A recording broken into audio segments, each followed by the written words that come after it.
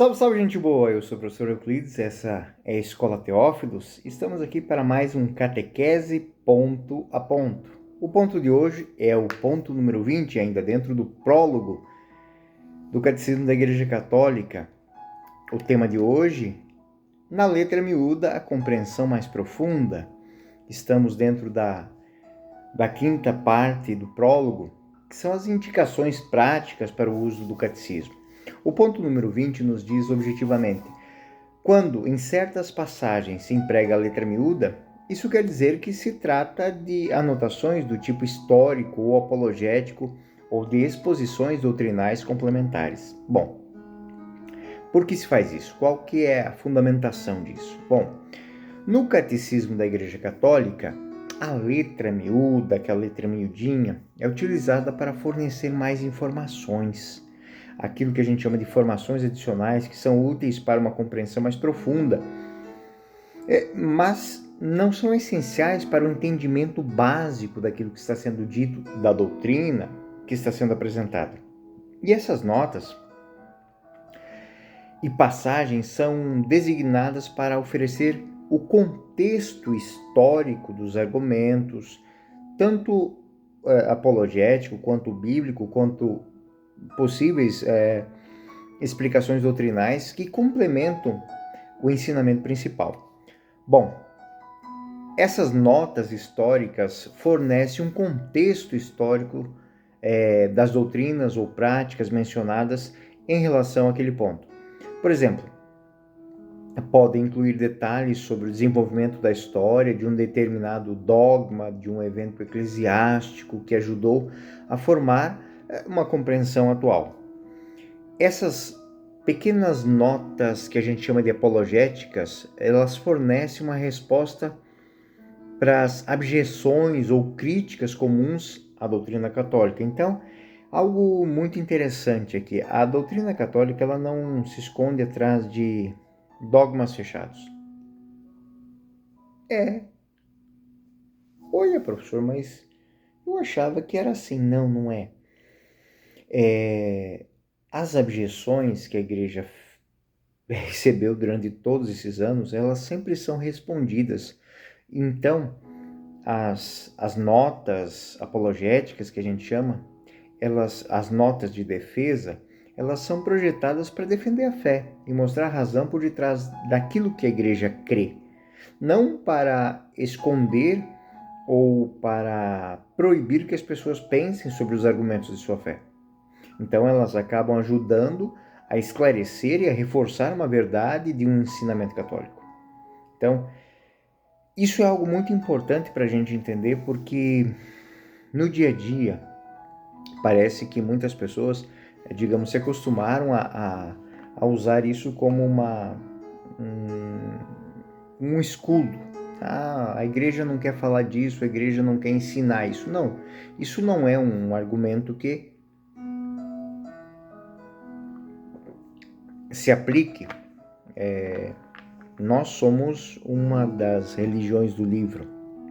Então, aquilo que a gente pensa, aquilo que a gente concebe, a gente escreve. Se nós pararmos para pensar, quem usa única e exclusivamente, muitas vezes, o argumento verbal, são as pessoas que, de fato, criticam essa maneira. Então, ou seja, se você não escreve nada, se você não determina nada, se você não fundamenta nada, é muito fácil você dizer que aquilo é ou não é, porque vai ser neste momento, mas daqui 15 minutos não é mais. Então, se alguém apertar a pessoa, aquele grupo, aquele segmento de pessoa, ela diz que não disse aquilo. A igreja não. A igreja, dentro das suas exposições doutrinais, ela preza por algo muito claro, que no decorrer dos séculos se fundamenta em cima de argumentos que serviram há 2000 anos e servem hoje. Então essas notas, elas oferecem uma exploração mais aprofundada de aspectos específicos da doutrina. Muitas vezes apresentam interpretações teológicas ou até mesmo detalhes que não são abordados de forma completa no corpo daquele argumento, daquele texto, né? A fundamentação teológica é, para nós católicos, algo muito interessante, porque é uma prática muito sedimentada na história da igreja. Então, quando a gente faz a fundamentação teológica, ela não, digamos, se importa em responder um problema de hoje, mas olhar para o passado, ver o que foi dito, reestruturar a linguagem daquilo que talvez não esteja bem compreendido e indicar. A fundamentação teológica, a prática, ou essa prática de usar diferentes tipos para distinguir o conteúdo essencial, complementar de uma técnica, é uma técnica acadêmica, né?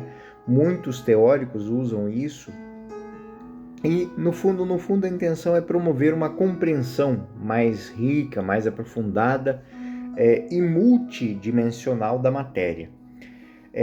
Se nós olharmos para a história da igreja, os teólogos católicos eles sempre fizeram isso. Se nós olharmos para Santo Tomás de Aquino, na Suma Teológica, ele utiliza de explicações complementares muitas vezes. As notas, elas servem para esclarecer, para expandir, para iluminar os ensinamentos fundamentais da teologia. E esses comentários são exemplo de como as notas podem enriquecer a compreensão doutrinal.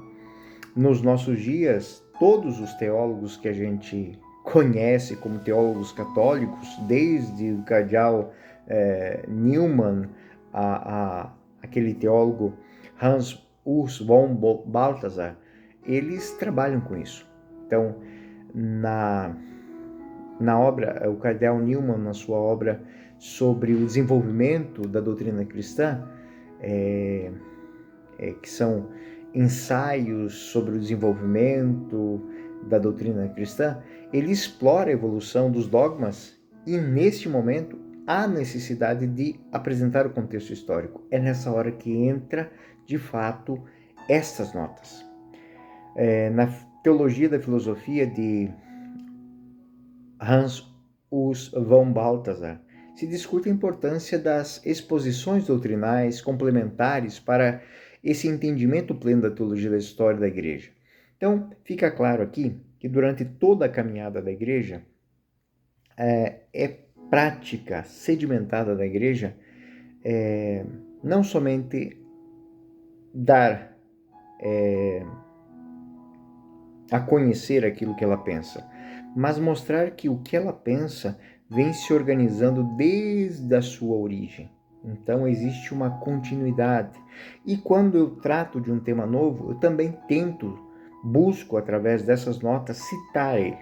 Então, todas as vezes que os senhores catequistas forem para a sala de catequese, para o grupo catequético, para a reunião catequética, nunca lembrar de que aquilo que a gente lê, ou na Palavra de Deus, ou na teologia, ou no próprio catecismo, ou num código de direito canônico, todas estas notas que aparecem, elas estão também importantes para expandir a nossa capacidade de ver, de mensurar o valor daquele argumento teológico que está sendo explanado.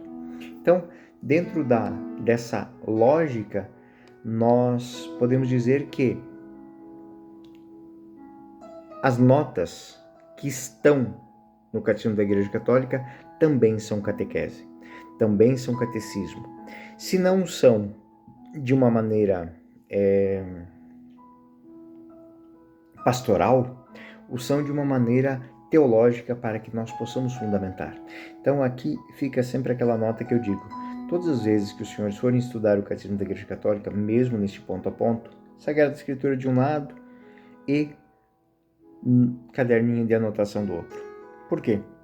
Como os senhores vão perceber aqui embaixo, nas notas e o rodapé desse vídeo, vocês vão ver várias documentações aqui. É muito importante que a gente não fique apenas no texto, mas se encaminhe. Construa um entendimento um pouco mais aprofundado. E essas notas estão aí para isso. Este foi mais um Catequese Ponto a Ponto. Fiquem com Deus. Até o próximo ponto.